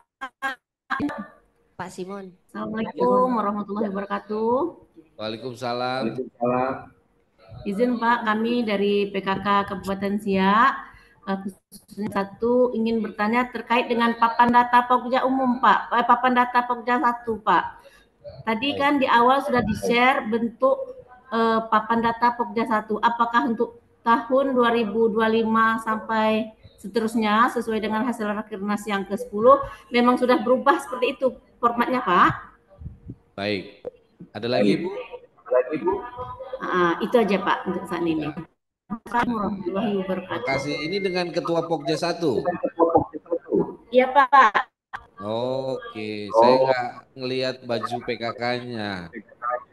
Pak izin Pak dari kantor Pak. Tapi nggak ada Bu. Sama, saya juga lagi tugas di kantor tapi pakai baju PKK. Mungkin lain waktu kalau kita acara PKK mungkin lebih diingatkan kembali. Iya, Pak. Ya, terima Iya, kasih Pak. dari Siak Riau. Terima kasih. Selanjutnya dari Gorontalo. Gorontalo, kita himpun dulu pertanyaannya. Silakan. Ya, Gorontalo, dari Gorontalo. Ya, Bu. Oke, terima kasih atas kesempatan. Kami sudah menyimak dari awal sampai akhir. Begitu bagusnya, tertata bagus semua program yang disampaikan. Apalagi penyajinya juga sangat menarik. Terima Nah, kasih Bu Popi. iya, terima kasih Pak Simon. Gini Pak, kami Siap. sudah menyimak dari awal, semuanya sudah dipahami. Hanya ada beberapa yang perlu kami sampaikan yang mungkin bisa dipertimbangkan oleh tim penggerak PKK Pusat. Yang pertama yaitu tentang pengisian data. Kami melihat dari hasil Rakernas ke-10 ini, memang sudah digabung penghayatan dan pengamalan Pancasila dengan gotong royong. Nah, itu semuanya hanya ada 6 strategi paredi itu yang ada. Nah, sekarang di situ juga kan ada gotong royong. Kemudian di dalam kolom yang dibagikan kepada kami melalui buku Rakernas itu tidak ada lagi lansia, jimpitan, kerja bakti, simulasi dan sebagainya. Nah, apakah itu dihilangkan saja? Tidak perlu data lansia ataupun yang masuk di Pokja 1 itu yaitu selain lansia juga disabilitas. Tetapi di kolom data itu sudah tidak ada. Nah, apa tidak diperlukan lagi itu? Apakah tidak perlu disempurnakan lagi? Itu pertanyaan. Nah, karena jangan sampai karena sudah digabung dua unsur itu, dua program besar, itu sudah terlupakan. Nah, apakah itu tidak lagi? Padahal kalau saya pikir selama ini jimpitan, program jimpitan itu perlu sekali, apalagi di desa. Itu sangat membantu orang-orang miskin dalam kesusahan, kita bisa bagikan hasil jimpitan itu. Nah, itu saya kira masih perlu dicantumkan, walaupun tidak ada di dalam data. Berikut juga data di hasil Rakernas itu tidak ada penjelasan pengisian data. Kalau Pokja lain ada, Pokja 1 justru tidak ada penjelasan. Tolong disempurnakan lagi hasil Rakernas itu. Yang berikut, karena fokus kita juga pada paredi, maka tentu saja dalam hal penilaian kita harus ada contoh, ada panduan seperti yang lalu PKK yang lalu itu adalah juga termasuk dalam paredi, tetapi yang lalu itu pola asuh anak dan remaja dalam keluarga dengan penuh kasih sayang. Itu ada indikator penilaian. Nah, untuk ini kami mohon dari daerah, mohon dapat dibuatkan indikator penilaian. Itu yang kedua. Yang berikut, apa lagi ya? Itu PKK Pokja 1 ini memang sangat-sangat luar biasa kalau dibanding dengan Pokja-Pokja lain. Pokja 1 sudah ada Luar pedoman, biasa. Terima pedoman kasih Bu Popi. pelaksanaan. Ya, makanya hebatnya Baik. Pak Simon di sana. Masih lagi, tunggu sebentar, Pak. Di dalam buku program itu, dalam buku panduan pelaksanaan program itu hanya ada beberapa yang dicantumkan. Ada kekurangannya, yaitu melindungi anak dari kekerasan seksual, kisah, kilas, dan PKBN itu belum masuk di dalam buku panduan. Nah, barangkali untuk tahun ini, periode ini dapat disempurnakan lagi. Itu buku panduan yang sudah diedarkan ke kami, kabupaten kota, provinsi seluruh Indonesia. Tapi belum lengkap, kami baca-baca tidak lengkap. Nah, sekarang yang berikut lagi, sebenarnya kemarin itu kami ingin bertanya, tetapi tidak sampai nyambung, putus-putus, karena mungkin juga karena jaringan dari kami itu karena terlalu jauh dari Jakarta, maka putus-putuslah sehingga kesempatan kami diberikan kepada orang lain. Nah, sekarang hari ini kita harus diberikan kesempatan. Yang berikut Sudah ada mungkin ya Bu ya, jangan diborong semua. beberan. Ada yang lain juga Beberan sudah resen ya Bu iya. dari Gorontalo. Ya, Cukup mungkin ya. beberan Pak Kami sudah Simon nangkap ya. beberapa pertanyaan yang sudah disampaikan. Terima kasih Ibu Ya. Popi dari Gorontalo dan teman-teman Pokja 1 dan juga dari PKK Provinsi. Ya Bu. Yang masih ada lagi. Walaupun ini tidak di Pokja 1, tapi kami ingin mendengarkan penjelasannya seperti kemarin itu dari administrasi kesekretariatan yang ada di hasil Rakernas itu, yang tadinya kami ada 4 staf ahli, sekarang di panduan ini di Rakernas tinggal 2. Tetapi tidak dijelaskan, tidak ada pembagian bidang tugas yang jelas. Misalnya 2 itu apakah staf ahli yang satu itu memegang 2 pokja atau keseluruhan dipegang oleh 2 pokja itu 2 staf ahli. Karena bagi kami semua 4 staf ahli. Jadi masing-masing membidangi kerjanya sesuai pokja yang ada. Itu ya sebenarnya kemarin tapi tidak sempat. Jadi saya kira itu Pak. Itu. Kemudian juga masih ada lagi 1. Kayaknya yaitu, sudah cukup Bu ya. Mohon maaf ini banyak yang resen, bukan kami tidak mau mendengar penyampaiannya, rasanya sudah cukup dan juga nanti bisa kita lewat jalur komunikasi yang lain ya Bu. Iya. Kalau ya, terkait terima dengan kasih. sekretariatan, Iya. Anagali juga kemarin sudah dijelaskan dan kemarin juga sudah gamblang disampaikan oleh Ibu Medi dan tim teman-teman dari sekretariat. Iya. Terima kasih Pak Simon. PTPKK Assalamualaikum Provinsi Gorontalo. warahmatullahi wabarakatuh. Waalaikumsalam warahmatullahi wabarakatuh. Kemudian lanjut dari Kabupaten Yahukimo sudah resen ini dari Papua. Silahkan buka mic dan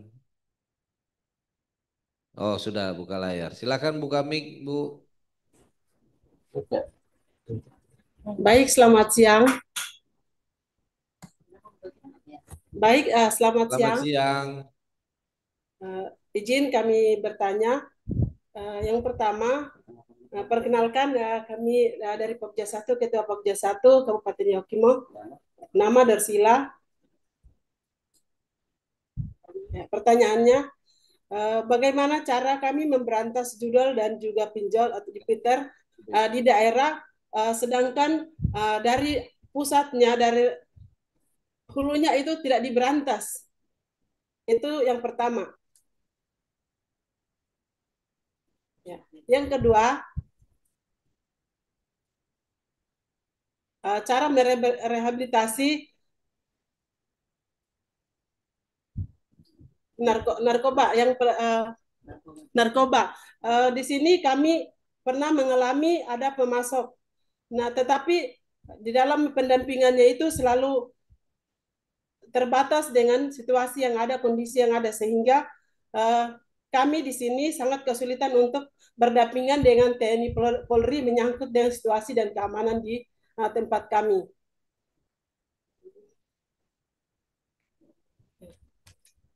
Boleh diulang Bu?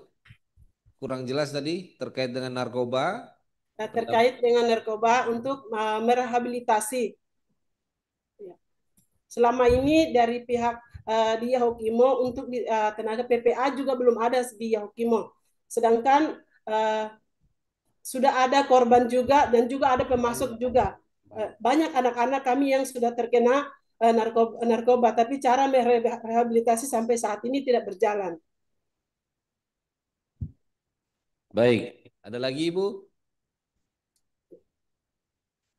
Yang ketiga adalah menyangkut dengan tadi tentang Undang-Undang Perlindungan Anak dan juga kekerasan dalam rumah tangga. Ya, di situ juga di sini kami mengalami kesulitan karena unit PPA sampai saat ini tidak ada. Terima kasih. Bagaimana cara kami mengatasi hal-hal seperti ini? Terima kasih. Waktu kembalikan. Terima kasih Ibu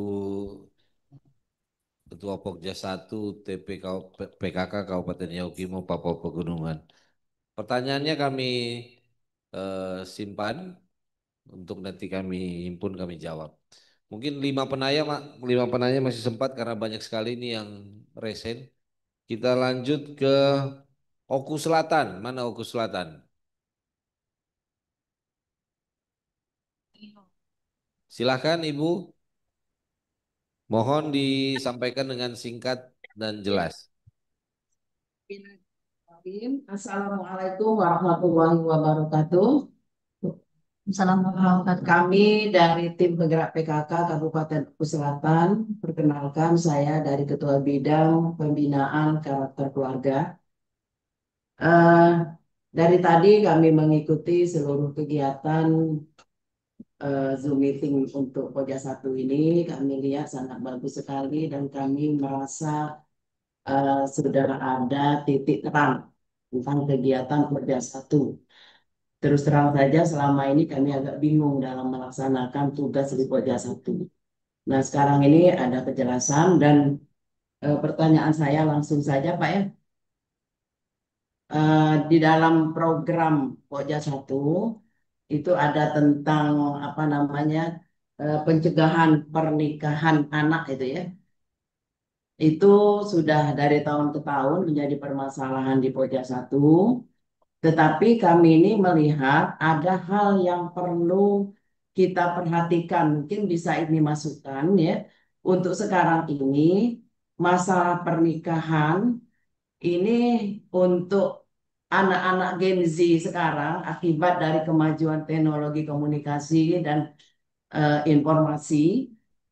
Dari hasil penelitian itu dari tahun 2020 sampai 2004 ada kecenderungan penurunan tingkat pernikahan. Jadi penurunan tingkat pernikahan bagi anak-anak yang sudah mengenyam pendidikan tinggi atau pergaulan yang di masyarakat yang sudah modern. Nah ini bagaimana Pak? Kemudian kami lihat juga ada peningkatan pada persentase perceraian itu dari 2020 sampai 2004 itu sangat tinggi sekali di tahun 2024. Nah, ini mungkin dampak dari pernikahan anak mungkin ya. Nah, mungkin inilah yang perlu kita persiapkan masalah perlunya ada Jatim tadi. Yang sangat mengkhawatirkan sekarang yaitu anak-anak remaja sekarang ini. Nah, ini ada kecenderungan penurunan minat untuk menikah karena menurut mereka pernikahan itu sekarang ini sudah menjadi satu hal yang menakutkan. Yang pertama penyebabnya mereka trauma melihat yang ada di sekeliling dan juga melihat dari apa yang ada di media sosial kan adanya perselingkuhan, KDRT ya kan. Nah, kemudian mereka juga enggan menikah karena maksudnya dalam hubungan sosial ini terutama masalah seksual itu mungkin dianggapnya sudah tidak perlu lagi melalui pernikahan. Nah, ini yang perlu kita cermati dan kita perhatikan di dalam masyarakat.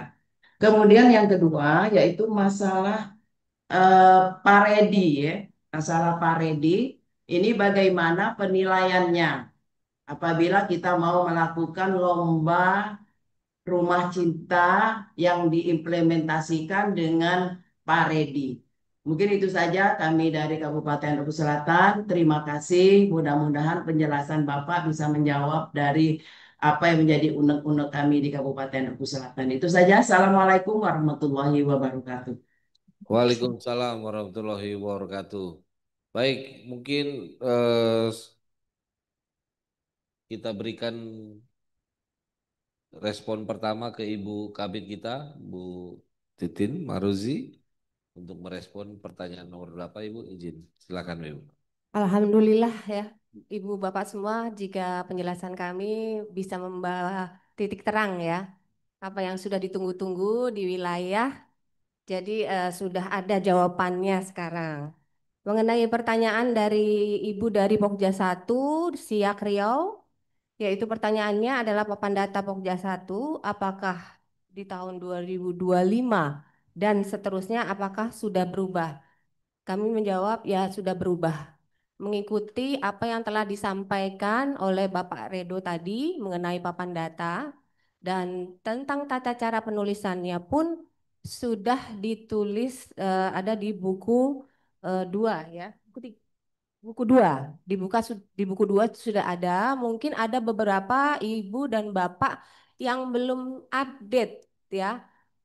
Ada yang tadinya belum ada, sekarang sudah dimasukkan gitu. Saya harapkan untuk ibu dan bapak di seluruh wilayah Indonesia ini untuk mengupdate yang terbaru sehingga mendapatkan tata cara penulisan dari papan data Pokja 1. Demikian Ibu dari Siak, semoga puas dengan jawaban saya. Untuk selanjutnya silahkan. Ya, terima kasih Ibu. Untuk penanya kedua mungkin direspon oleh Ibu Ani. Silakan. Baik, terima kasih. Saya mungkin menanggapi pertanyaan dari Gorontalo ya. Ibu Popi di sanakah? Halo Gorontalo. Izin Ibu Popi terkait papan data. Kalau nggak salah Ibu salah satu yang tim yang menyusun papan data terbaru kita ini. Karena papan data yang sekarang ini kita susun bukan hanya sebentar, bukan hanya sesaat, tetapi ini mengalami proses yang bertahap gitu ya. Karena gini, pada saat Rakernas 9, waktu itu dilaksanakan dalam keadaan pandemi dan segala sesuatunya sangat terbatas dan dilaksanakannya pun waktu itu secara online sehingga Pokja 1 pada saat itu belum sempat mempresentasikan perubahan papan data yang disesuaikan dengan Paredi. Bukan Paredi, waktu itu masih Parcinta Kasih ya. Pola asuh anak dan remaja dengan penuh cinta dan kasih sayang. Nah, karena pada saat itu kita belum launching gitu ya, belum mempresentasikan papan data itu sehingga selama kepengurusan 5 tahun ke belakang ini kita masih menggunakan papan data yang lama yang berbasis pada par saja, bukan par cinta kasih. Sehingga banyak hal yang sebenarnya sudah tidak sesuai dan terpaksa tetap kita laksanakan karena kita tidak bisa mengubah hasil rakernas itu dengan di tengah jalan. Kita harus melaksanakannya, kita harus mengesahkannya kembali perubahan itu pada rakernas berikutnya dan itu baru bisa dilaksanakan pada saat rakernas 10 kemarin. Nah, tentunya dalam 5 tahun berjalan kemarin itu kita terus berproses. Beberapa teman Pokja 1 dari beberapa provinsi dan bahkan setiap kali kita rakor khusus Pokja 1 itu kita selalu membahas papan data itu dan itu sudah mengalami beberapa perubahan. Yang terakhir adalah yang kita share di dalam buku Rakernas 10 ini. Dan memang itu di situ ada banyak penyesuaian tentunya karena harus disesuaikan dengan program-program kita yang terbaru tanpa mengurangi program utama kita, program unggulan kita. Nah, kalau yang tadi ditanyakan tentang ada beberapa kegiatan gotong royong yang belum masuk. Saya rasa waktu itu sudah kita sepakati bahwa di dalam program strategis Pokja 1 itu ada program-program yang sangat spesifik ya, membahas satu hal. Misalnya Krisan itu hanya membahas tentang narkoba. Kemudian Kiat itu hanya membahas tentang administrasi kependudukan, administrasi secara umum terkait dengan hukum gitu ya. Kemudian ada Kilas itu tentang kekerasan. Nah, kita mempunyai satu rumah yang kita memang sengaja desain untuk merangkum segala kegiatan lain yang tidak bisa tertampung di dalam program-program yang sangat spesifik tersebut. Nah, itu juga sudah kami sampaikan, sudah kita cantumkan di dalam lampiran sehingga kalau misalnya kita ada program-program yang mungkin belum pernah kita bahas atau kita punya program-program yang hanya ada di wilayah kita khusus di wilayah kita, itu kita bisa masukkan ke dalam kisah. Karena semua kegiatan itu kan bermuara kepada bagaimana kita bisa mencapai keluarga yang sejahtera dan harmonis. Saya rasa itu jawaban saya untuk program-program yang mungkin belum bisa tertampung di dalam keenam program strategis tersebut. Saya rasa untuk papan data itu dulu, barangkali nanti yang lain akan bisa menambahkan. Oh ya, Jimpitan sama, Jimpitan ya. Itu kan salah satu program gotong royong. Ada Jimpitan, ada kemudian ada apalagi yang mungkin belum masuk di situ ya. Oh, lansia. Nah, itu juga belum masuk. Lansia kalau dulu masuknya di gotong royong, sekarang kita bisa masukkan di dalam kisah ya Mas Ridho ya. Demikian Ibu dan Bapak. Terima kasih Bu Ani untuk melengkapi tadi yang disampaikan Bu Ani dan juga tanyakan sebentar. Gorontalo. Oh silakan silakan. Satu lagi tadi yang ditanyakan masalah indikator ya. Ya, indikator ini dulu kan disusun untuk mendukung kegiatan yang namanya lomba 10 program pokok PKK, tapi yang dilaksanakan secara nasional. Nah, tetapi di dalam 5 tahun kepengurusan yang belakang ini kegiatan tersebut tidak lagi dilaksanakan, sehingga indikator itu tidak diperlukan, tidak kita perlukan karena kegiatan itu dilaksanakan. Namun kita kan tetap memberi ruang kepada provinsi atau kabupaten provinsi lah. Apabila memang menganggap program itu sebagai sesuatu program yang positif, yang bisa memotivasi, bisa meningkatkan semangat teman-teman kader di daerah, silahkan dilaksanakan tetapi hanya sampai pada tingkat provinsi saja. Sehingga indikatornya pun silahkan disesuaikan untuk kegiatan-kegiatan yang di tingkat provinsi. Saya rasa demikian Ibu, terima kasih. Iya, terima kasih Bu Ani, betul sekali. Kita memang sudah tidak ada lagi lomba terkait dengan 10 program pokok PKK yang secara tingkat nasional, tetapi kami pun tidak melarang juga di teman-teman daerah untuk melakukan lomba-lomba yang berkaitan dengan program-program yang ada di masing-masing Pokja. Kemudian izin melanjutkan respon untuk pertanyaan dari Yahukimo. Di sini mungkin tadi agak kurang jelas, tapi intinya kami menangkap terkait dengan permasalahan narkoba yang ada di sana cukup tinggi dan banyak juga korban dan pemasok yang sudah mulai terdampak, pemasok yang sudah mulai makin marak. Nah ini kami harapkan teman-teman PKK Kabupaten Yahukimo bisa bekerja sama dengan unsur Polda setempat atau Polres yang ada dan bisa dengan BNN daerah itu ada di kabupaten agar bisa melakukan yang pertama langkahnya adalah sosialisasi kepada anak-anak yang ada di sekolah. Ya, memang mungkin tingkat keberhasilan akan masih belum bisa dipastikan, tetapi untuk dilakukan proses pencegahan mulai dari awal sejak dini kepada anak-anak perlu kita tingkatkan. Jadi kami berharap teman-teman di TPPKK Kabupaten Yahukimo juga jangan patah semangat dan juga bisa melakukan tindakan-tindakan yang memang sesuai dengan regulasi dan batasan yang ada. Nanti kami sampaikan nomor telepon untuk koordinasi agar kami juga bisa hubungkan dengan BNN pusat jika memang perlu ada langkah-langkah lebih lanjut yang lebih strategis lagi.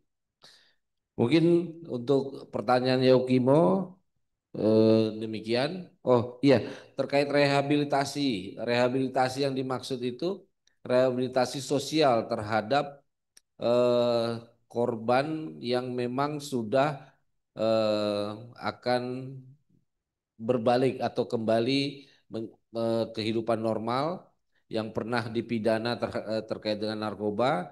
Ini TPPKK punya peran untuk melakukan rehabilitasi status sosial mereka dengan memberikan ataupun memberdayakan mereka dengan kegiatan-kegiatan positif sehingga mereka baik itu korban maupun juga ex pemasok atau ex pengedar yang sudah tobat, yang sudah menjalani masa hukuman bisa kembali ke kehidupan normal di masyarakat dengan kegiatan-kegiatan positif lainnya yang bisa diterima oleh masyarakat. Demikian untuk respon dari Yaukimo. Pak Redo nomor 4 terkait dengan pertanyaan dari Oku Selatan mungkin nanti juga akan dilengkapi oleh Bu Ani. Persilakan Pak Redo. Baik, terima kasih Pak Simon atas waktunya. Terima kasih Ibu Ketua Bidang dari Kabupaten Oku Selatan atas pertanyaannya. Yang pertama terkait kendala Bapak Ibu sekalian, itulah di dalam cegah perkawinan anak, program yang kami rancang agar calon pengantin itu memeriksa dulu kesehatannya dan diberikan pemahaman dulu biasanya di puskesmas seperti itu Bapak Ibu sekalian. Lalu yang kedua, ini menarik pertanyaannya karena eh, apa namanya yang ditanyakan ini adalah berdasarkan penelitian. Saya jawabnya pun berdasarkan penelitian juga Bapak Ibu sekalian. Jadi eh terkait apa namanya remaja ini kenapa sekarang tidak mau menikah gitu kan? eh Bapak Ibu sekalian, eh saya menjawab berdasarkan penelitian atau disertasi yang dilakukan oleh staf ahli di PKK, Ibu Dr. Yana, terkait emosional remaja.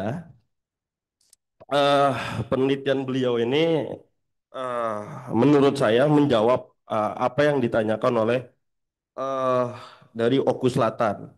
Yang pertama, perlu kita pahami, Bapak Ibu sekalian, memang remaja itu sangat berjuang untuk memahami dirinya sendiri. Kenapa kami sampaikan demikian? Ada dua faktor, kalau menurut Ibu Dr. Yana, ada faktor internal dan faktor eksternal. Faktor internal di dalam disertasi Ibu Dr. Yana, pertama, eh, kontrol diri yang rendah dari remaja itu sendiri. Itu faktor internal. Nah, faktor eksternal adalah dukungan serta perhatian keluarga yang kurang baik. Jadi semua ini kan sebab akibat Bapak Ibu sekalian kenapa remaja itu enggan menikah cepat.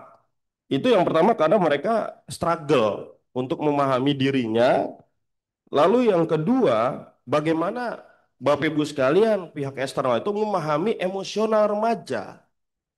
Pastikan ada faktor kenapa remaja tidak mau menikah cepat hari ini. Itu mungkin bukan hanya di Indonesia, Bapak Ibu sekalian, itu kalau saya tidak keliru, kalau saya mendengar apa yang disampaikan oleh Bapak Menteri Dalam Negeri, itu terjadi di negara Jepang hari ini. Bagaimana jumlah penduduknya berkurang signifikan. Karena remajanya tidak ingin menikah secara cepat, lalu perubahan gaya hidup, sehingga mungkin hari ini ya termasuk saya, cuman saya udah nikah Bu. Meskipun dikatakan remaja juga karena usia masih 29 tahun, ya sebetulnya kan kita ini sandwich generation gitu kan. Bagaimana kita eh, apa namanya kalau punya adik gitu kan, punya orang tua kita harus membiayai. Nah, itu yang mungkin dirasakan remaja-remaja hari ini, khususnya Gen Z. Nah, untuk apa namanya tahu lebih dalam karena di Juknis kami unsur narasumber yang diundang adalah narasumber terkait, mungkin dapat mengundang Ibu Dr. Yana pada kegiatan Bapak Ibu sekalian. Mungkin itu Pak Simon, demikian. Ya, terima kasih Pak Redo. Ya, beberapa pertanyaan mungkin sudah terjawab dan pasti masih banyak lagi pertanyaan-pertanyaan. Kita lihat bisa di layar ini ada 33 yang sudah resen, tapi apa daya waktu juga lah yang membatasi eh, bagaimana kita berdiskusi terkait dengan Pokja 1.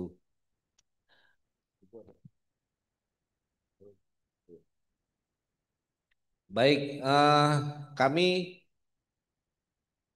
nggak apa-apa. Informasi tadi. Oh, maaf, terkait dengan pertanyaan dari Oku masih ada satu yang belum terjawab, Bu, terkait dengan kaitan Pak Redi dengan Rumah Cinta. Maaf, saya terlewat. Silakan Bu Ani.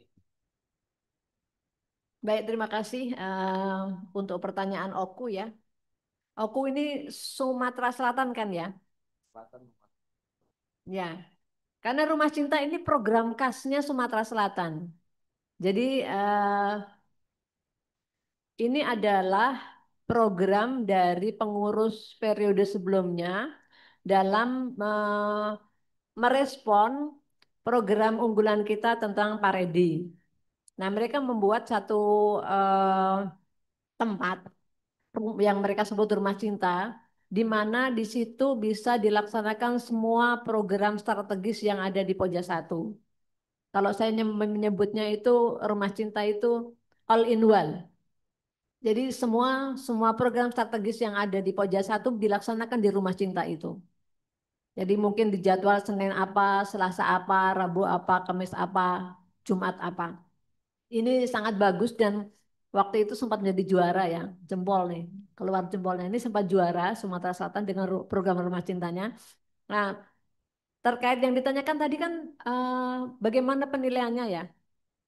Saya rasa karena ini programnya program provinsi, tentunya provinsi yang punya punya kewenangan dan punya hak, punya program, termasuk apa saja indikator-indikator penilaian untuk menilai Rumah Cinta itu. Tapi tentunya karena ini terkait dengan Paredi, tentunya pasti adalah semuanya menyangkut program strategis yang ada di Paredi. Saya rasa demikian ya Ibu dari Oku. Terima kasih. Baik, terima kasih Bu Ani untuk melengkapi pertanyaan dari Oku Selatan. Mungkin, ya, kami sudah dikode waktu yang, oh ada satu pantun yang harus dibacain. Baik, izin sebelum menutup sosialisasi program kerja Pokja 1, ini ada belum cakep Bu. Kami bacakan pantun penutup. Tepuk tangan tanda gembira. Bersatu hati kita bersama. PKK Jaya selamanya. Semoga program Pokja 1 terlaksana. Ada lagi. Paling enak makan mangga kue ini. Dimakan bersama dengan Ibu Asih. Cukup sekian acara hari ini. Khusus Pokja 1. Kami ucapkan banyak terima kasih. Silakan Bu Ani. Oke, ini ada satu penutup mudah-mudahan ya. Jika sedang hujan deras, jangan lupa tampung airnya di dalam gentong. Jika ada yang belum jelas, jangan sungkan, undang kami dong. Baik, terima kasih. Kata penutup kami persilakan kepada Ibu Kabit.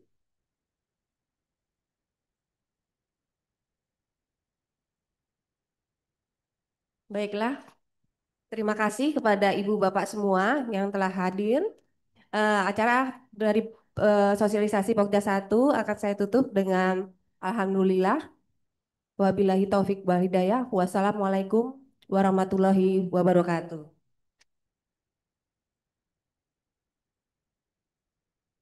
Iya, terima kasih kami sampaikan kepada tim pembinaan karakter keluarga tim penggerak PKK Pusat, baik itu Ibu staf ahli, kemudian Ketua Bidang, Ketua Pokja beserta tim Pokja 1. Iya, sambil Pokja 2 mempersiapkan diri, kami persilakan mengambil tempat di depan. Mungkin ada poin yang perlu kami sampaikan.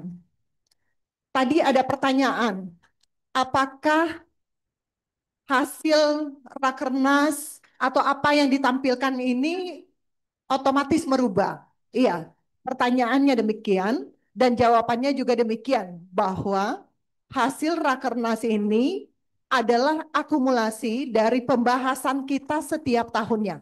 Jadi pada saat kita membahas di hari kedua Rakornas, itu masing-masing ada usulan perubahan papan data. Semua diakomodir karena prinsipnya organisasi tim penggerak PKK adalah organisasi yang dinamis. Akan tetapi untuk pengesahan setiap dinamika perubahan usulan itu kita wrap, kita gabungkan, kita sahkan pada saat pelaksanaan Rakernas. Jadi kalau ada pertanyaan lagi, apakah ini bisa dirubah? Prinsipnya dinamis, silakan. Ya, akan tetapi untuk finalnya tetap ada di hasil Rakernas. Dan untuk final filenya itu ada di buku 3. Buku 1, 2, dan 3. Berarti kalau ada petunjuk teknis yang lebih detail, itu ada di juknis masing-masing bidang Pokja.